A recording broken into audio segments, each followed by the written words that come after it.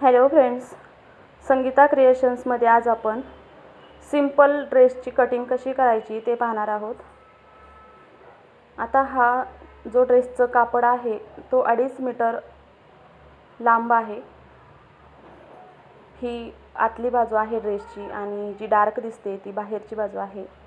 तर आता आपण या ड्रेसची दुहेरी घडी घालून घ्यायची आहे।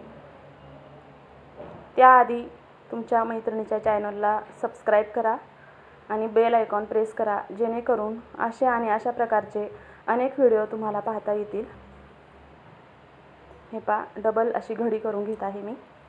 तर डबल घडी केल्यानंतर पुन्हा एकदा अशा पद्धतीने घडी करून घ्यायची। 4 पदरी घडी झाली पाहिजे आपली, म्हणजे बॅक पार्ट आणि फ्रंट पार्ट दोन्ही सोबत कटिंग होतं। हे पाहू शकता, मी 4 पदरी ड्रेसचं कापड आहे ते अशा पद्धतीने अंथरून घेतलेलं आहे आणि जी कापडाची बाजू आहे ती स्वतःच्या बाजूकडून ठेवायची आहे, बंद बाजूकडून कटिंग सुरुवात करायची आहे। आता वरच्या बाजूने सरळ मार्किंग करून घ्यायचं आहे आणि खाली पुन्हा 1/2 इंच अजून एक रेस मारून घ्यायची आहे, कारण आपण मागची बाजू पुढच्या बाजूपेक्षा 1/2 इंच एक्स्ट्रा ठेवतो, मग ड्रेस व्यवस्थित बसतो। आता ही पुन्हा एकदा अजून एक लाईन 1/2 इंच मार्किंगवरती करून घ्यायची आहे। आता इथं आपण आर्महोल आणि शोल्डर किती घ्यायचं ते पाहूया। पुन्हा एकदा आपण लेंथ जी आहे ती चेक करून घेऊया। 1/2 इंचाच्या खाली टोटल लेंथ घ्यायची आहे आणि त्या लेंथच्या खाली 2 इंच एक्स्ट्रा घ्यायचं आहे। आता इथं 13 इंच टोटल शोल्डर आहे, तर 13चं हाफ होतं 6.5 इंच, तर मी टोटल 6.5 इंचावर मार्किंग करत आहे, कारण इथं डीप नेक नाही आहे। डीप नेक असेल तर 1 इंच कमी करू शकतो। आता आर्महोल घ्यायचा आहे, तर आर्महोल इथं मी 5.25 इंच घेत आहे। हा 34 इंच चेस्टचा ड्रेस आहे, त्यानुसार आर्महोल घ्यायचा आहे। आता या बाजूने पण 6.5 इंचावर एक मार्किंग करायचं आहे आणि अशा पद्धतीने आखून घ्यायचं।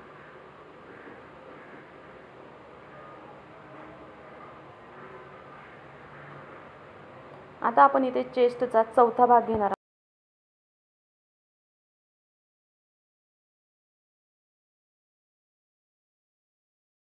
इथे आर्महोल डाऊन करून घ्यायचा आहे 1/2 इंच आतमध्ये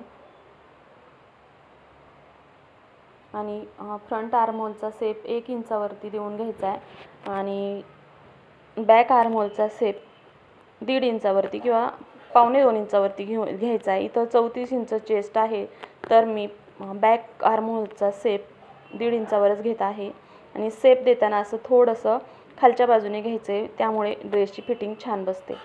आकार पुन्हा एकदा व्यवस्थित देऊन घ्यायचे आहेत।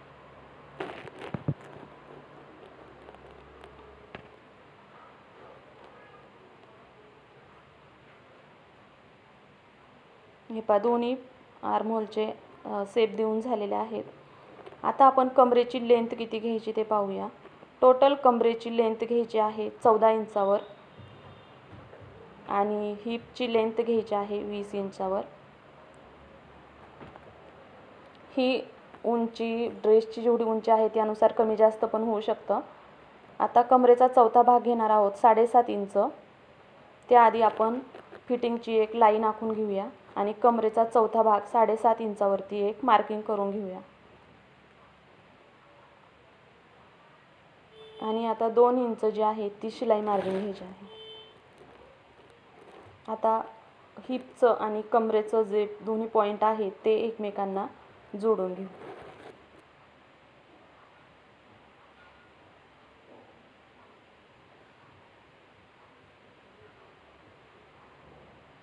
आता इथं हिपचं मेजरमेंट कसं आणि किती घ्यायचं, तुमची जेवढी टोटल हिप आहे त्याचा चौथा भाग करायचा आणि यामध्ये मात्र शिलाई मार्जिन जे आहे ते 1 इंच किंवा 1.25 इंचच ठेवायची आहे। आता माझं इथं हिपचा चौथा भाग आहे 8.5 इंच आणि मी ते 1.25 इंच हिपचं शिलाई मार्जिन सोडायचे आहे।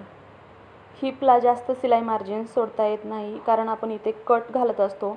जास्त शिलाई मार्जिन जर सोडली तर कट घालण्यासाठी प्रॉब्लेम येतो, म्हणून हिपची शिलाई मार्जिन आहे ती फार तर 1.25 इंचापर्यंतच ठेवायची आहे। आता आपलं इथं चेस्टचं, कमरेचं आणि हिपचं मार्किंग करून झालेलं आहे, तर आता आपण बॉटमचं मार्किंग करूया। आता तुमचं हिपचं टोटल जेवढं मेजरमेंट येतं तेवढंच मेजरमेंट खाली बॉटमला पण घ्यायचं असतं. एकदा हिपचं टोटल मेजरमेंट घेऊया तर 10 इंच येतं, तर तेवढंच खाली आपण बॉटमचं मार्जिन घेऊया. आता इथं बॉटमचं पण खाली तेवढंच मार्जिन घेऊन मी कटिंग करून घेतलेलं आहे. आता आपण साईड कटिंग करून घेऊया, पूर्ण ड्रेसची कटिंग करूया. आता आपण कटिंग करताना वरच्या बाजूने कटिंगची सुरुवात करायची आणि खाली अशी कटिंग करून घ्यायची. आता ड्रेसची साईड कटिंग करून घेतलेली आहे. तर आपण इथं हिपचा जो आहे तो नॉच द्यायचा आहे आणि जो कमरेचा आहे तो पण इथे कट देऊन घ्यायचा आहे. दोन्ही कट देऊन झाल्यानंतर आता आपण बॅक पार्ट आणि फ्रंट पार्ट वेगळा करणार आहोत, कारण बॅक पार्टची आणि फ्रंट पार्टची आर्महोलची कटिंग वेगळी असते. तर आपण आधी पार्ट वेगवेगळे करून घेऊया आणि मग पुढची कटिंग पाहूया. तर गळ्याला पण एकदा छोटासा कट देऊन घ्यायचा आहे आणि दोन्ही पार्ट वेगवेगळे करून घ्यायचेत, कारण बॅकचा गळा वेगळा असतो आणि फ्रंटचा वेगळा. कधी कधी सेम पण शिवू शकतो, पण इथे मला जरा वेगळा गळा करायचा आहे म्हणून मी गळ्यावरती पण छोटे छोटे कट देऊन घेतलेले आहे. आता मी बॅक पार्ट बाजूला ठेवलेला आहे आणि आता फ्रंट पार्टचं आपण आर्महोल कटिंग करून घ्यायचे. पण त्याआधी पुन्हा एकदा व्यवस्थित ड्रेस सेट करून घ्यायचा आहे आणि मग आर्महोल कट करायचं. हे पहा, फ्रंट आर्महोलचं पण आपण जो 1/2 इंचचा जो शेप दिलेला होता तो अशा पद्धतीने कट करून घ्यायचा आहे. आता इथे पूर्ण ड्रेसचं कटिंग करून झालेलं आहे. गळा तुम्ही तुमच्या सोयीनुसार घेऊ शकता. आता मी इथे फ्रंटला 1 साईड गळा घेणार आहे आणि बॅकला गोल गळा घेणार आहे. तर गळ्याचं मेजरमेंट अशा पद्धतीने तुम्ही घेऊ शकता. आता मी ते 6 इंच ठेवणार आहे, तर मी 6 इंचावर मार्किंग करून घेत आहे आणि ह्याला 1 साईड गळा शेप देणार आहे. व्हिडिओ आवडल्यास लाईक करा, शेअर करा आणि चॅनलला सबस्क्राईब करून सपोर्ट करा. 1 साईड गळ्याचं कटिंगचा ऑलरेडी व्हिडिओ मी चॅनलवर अपलोड केलेला आहे, ते तुम्ही पाहू शकता. व्हिडिओ पाहिल्याबद्दल धन्यवाद.